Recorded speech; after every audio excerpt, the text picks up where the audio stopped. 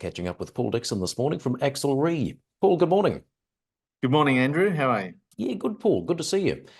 Due to start trading on the ASX imminently, Paul, just give us a quick refresh on the project portfolio. Okay, so we have three primary projects in our portfolio. The Caladeo project, that's our most advanced project. And here we've already drilled 48 drill holes over 25 line kilometres, with most of those holes mineralised. And we'll be fast tracking, as soon as we're hitting the boards, we'll be out there drilling.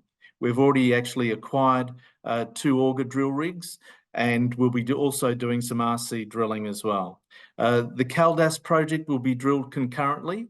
As I say, we have access to 3 drill rigs, 2 auger and 1 RC.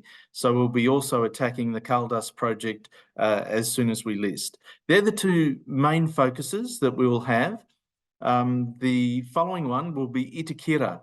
And Itakira is a large alkaline complex. It's 30 by 20 kilometres. It's huge. And we have the majority of this alkaline carbonatite complex. And given all the interest in niobium, we'll be actually starting some field work there, because it has the potential for that. We haven't discovered any, but and I don't want to give that impression, but we're certainly going to be targeting that. And so just what's driving this recent interest behind niobium?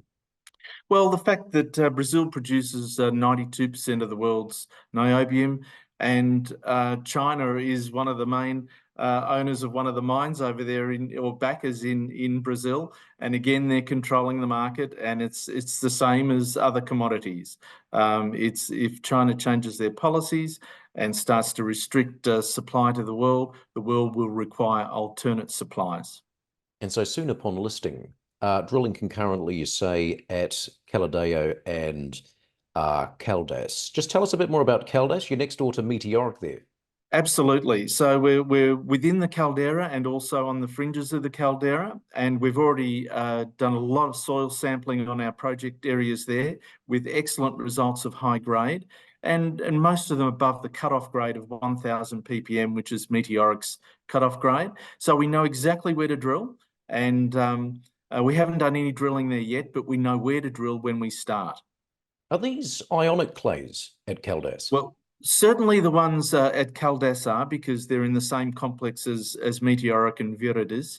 With our Caladeo project, that's an example of the clays behind me. That's actually on that project. And we're expecting them to be ionic clays, but we do have to do metallurgical test work once we're listed and we have sufficient samples to actually put into the labs.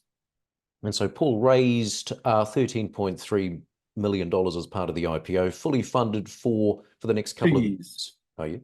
Next 2 years, we'll prioritise our money on Caladeo and Caldas, and now we'll be spending more money on Itakira, and Corrente is the project that it was more grassroots, so that will attract way less money. So we'll reprioritise our funding. And so where does that put your enterprise value? Must be around 20 million, is it? 21.6 was our EV, and raising 13.3, so circa 35 mil market cap.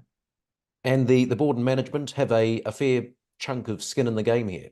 Absolutely. Pat Volpe has 20% on his own. So, and I contributed to the IPO, and we all have incentives in there to perform with share price and also in drilling results. So we're well incented, but we've got an alignment of interest with shareholders.